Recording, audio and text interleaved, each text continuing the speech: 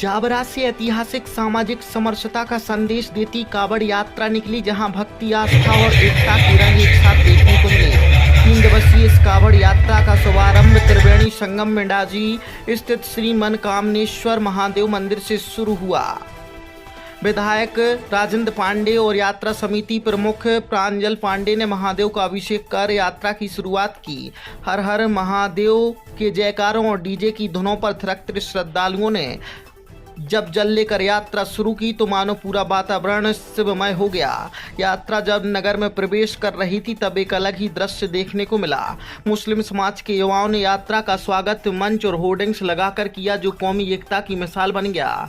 शहर के पूल बाजार स्थित श्री जागन्नाथ महादेव मंदिर में दर्शन के बाद जब यात्रा नगर में भ्रमण पर निकली तो नंदी पर विराजमान शिव जी की झांकी, हाथी और ढोल नगाड़ों के साथ बालिकाओं की प्रस्तुति ने श्रद्धालुओं का मन मोह लिया।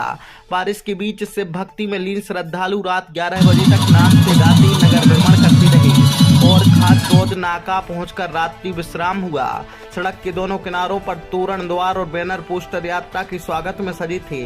पूरा शहर से भक्ति के रंग में रंगा हुआ नजर आया। अब यात्रा 27 जुलाई की सुबह रेलवे ओवरब्रिज और चौपाटी रोड होते हुए पिपलौदा क्षेत्र में प्रवेश करेगी और फिर 28 जुलाई को सैलाना के केदारेश्वर महादेव मंदिर में जलाभिषेक और महाआरती के साथ संपन्न होगी। के कष्टों को दूर कर देता है भोलेनाथ, सभी के मन की जानते हैं और सभी के मन को प्रसन्न रख के उनके परिवार को प्रसन्न कर देते हैं।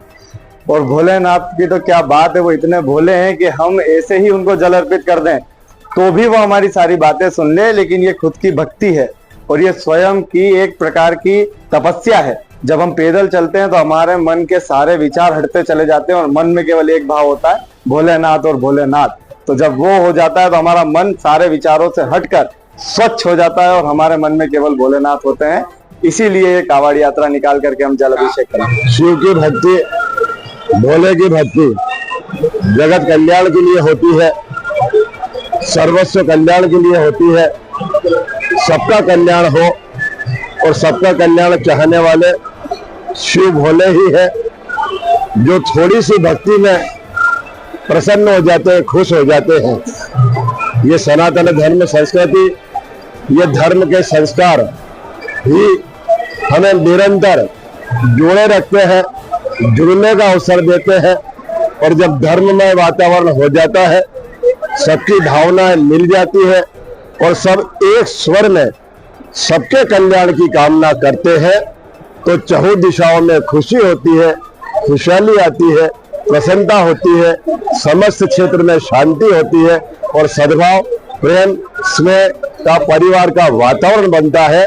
और इसीलिए निश्चित रूप से यह सनातन धर्म ही है, जो वसुधैव कुटुंबकम का भाव लेकर हम सभी एक ही परिवार के सदस्य हैं। और इसीलिए ये सामाजिक समरसता यात्रा समस्त वर्गों के, समस्त समाज के साथियों के आशीर्वाद से, उनके सहयोग से, उनकी सहभागिता से, उनकी मदद से, उनके आशीर्वाद से निकाली जा रही। तो निश्चित रूप से इसमें सबका कल्याण निहित है। एकता का शहर है जो सब कुछ मिलजुल के साथ में हर त्योहार को मनाता है। और इसी तरह के एक जावरा शहर की एक मिसाल, जो एक शंकर मंदिर, एक तरफ सरकारी मस्जिद है। तो इसी तरह के नवाब के समय से जो परंपराएं चली आ रही है, बहुत सारी ऐसी चीजें हैं जो बिल्कुल एक जावरा एक शांति का संदेश देता है। और एक जावरा एक ऐसा शहर है जो कौमी एकता की एक मिसाल है। इसी को देखते हुए हम सभी भाई लोग यहाँ उपस्थित हुए हैं। जो कावड़ यात्रा आ रही है उसका एक बेहतरीन स्वागत के लिए हम लोग उपस्थित